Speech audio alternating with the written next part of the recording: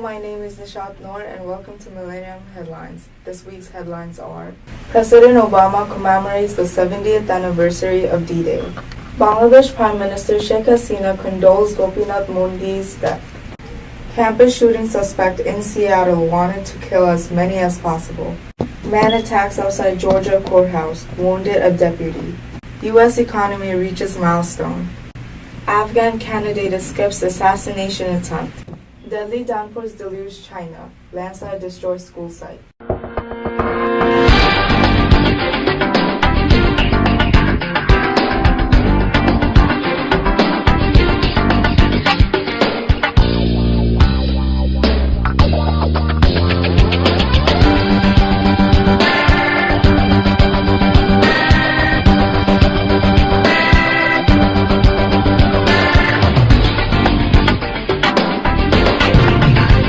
President Obama traveled to Normandy, France to commemorate the 70th anniversary of D-Day. President Hollande, the people of France, friends, family, our veterans. If prayer were made of sound, the skies over England that night would have deafened the world.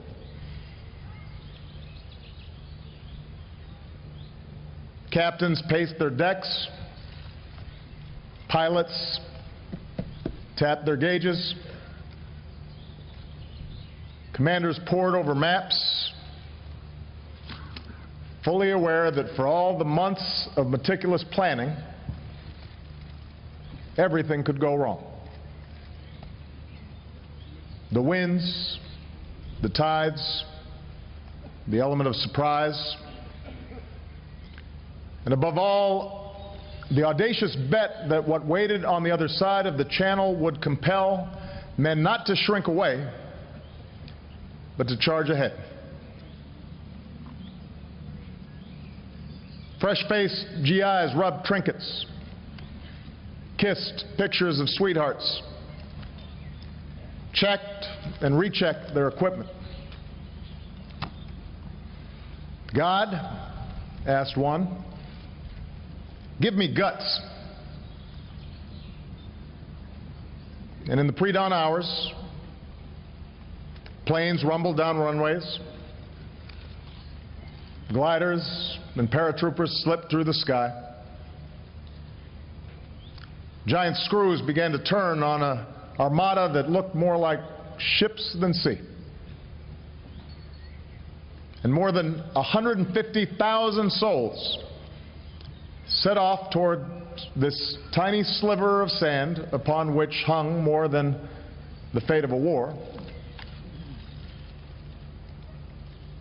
but rather the course of human history.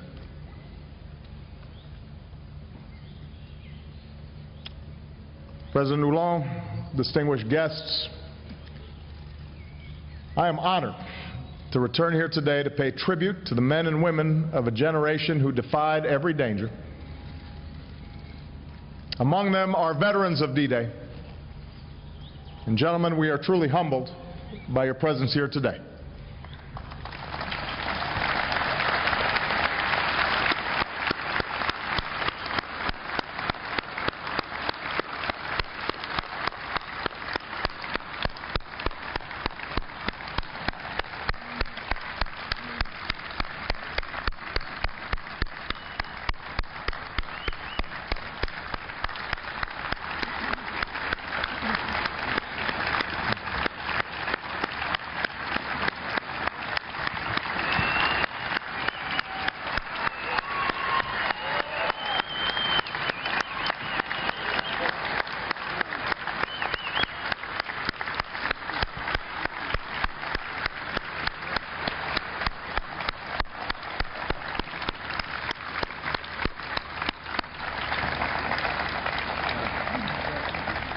Just last week, I received a letter from a French citizen.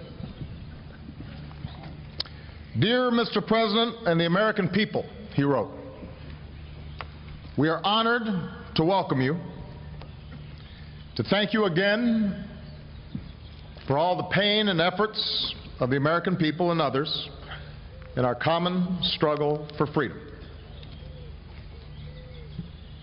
Today we say the same to the people of France. Thank you,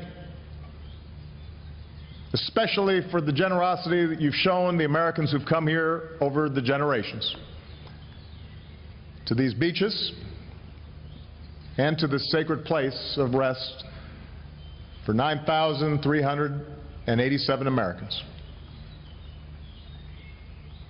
At the end of the war, when our ships set off for America filled with our fallen, tens of thousands of liberated Europeans turned out to say farewell, and they pledged to take care of the more than 60,000 Americans who would remain in cemeteries on this continent. In the words of one man, we will take care of the fallen as if their tombs were our children's. And the people of France, you have kept your word, like the true friends you are. We are forever grateful.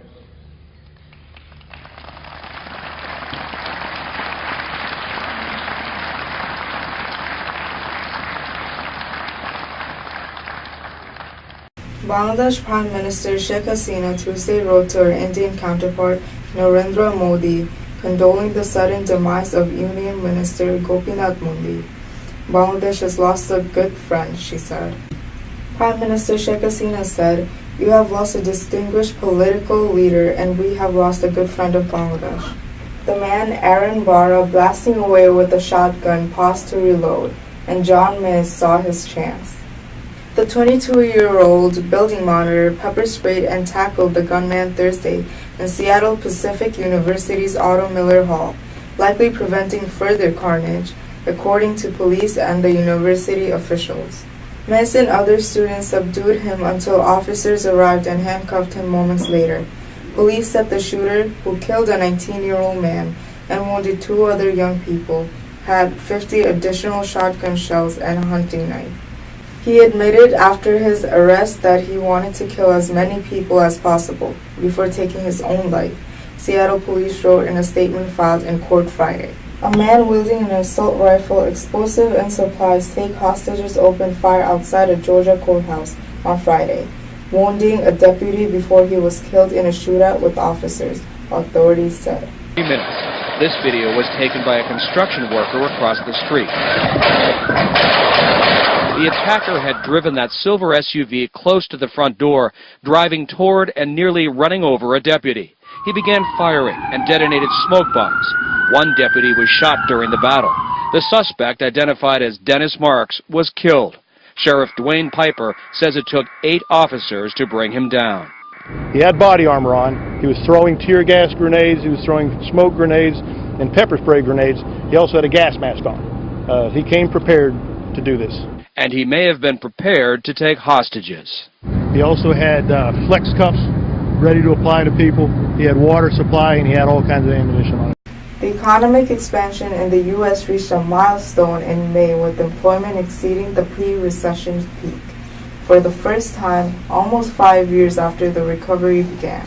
The 217,000 advance in hiring followed a 282,000 gain in April. Figures from the Labor Department showed yesterday in Washington. It marked the 4th consecutive month employment increased by more than 200,000, the first time that's happened since early 2000. The jobless rate unexpectedly held at an almost 6-year low of 6.3%. U.S. Representative Ruy Gomer visits Lagos to listen to 21 mothers of young girls kidnapped by the Islamist group Boko Haram. This evil has to stop, he said, adding that he fears a useless religious war in the country. The Nigerian government needs to realize that unless they stop Boko Haram, that there will be great damage done to all peace-loving Muslims in Nigeria.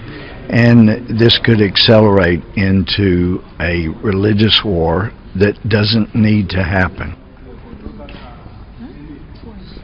I hope that the United States will be the kind of friend that Nigeria will have forever, that will help as Nigeria wants us to help. But this kind of evil has to stop.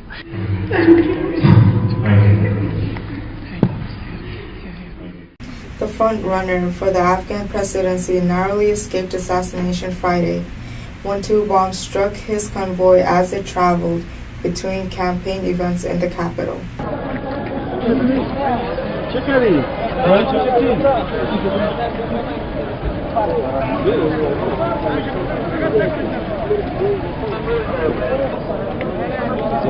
چند تا تازری مکمل از بین رفته یکی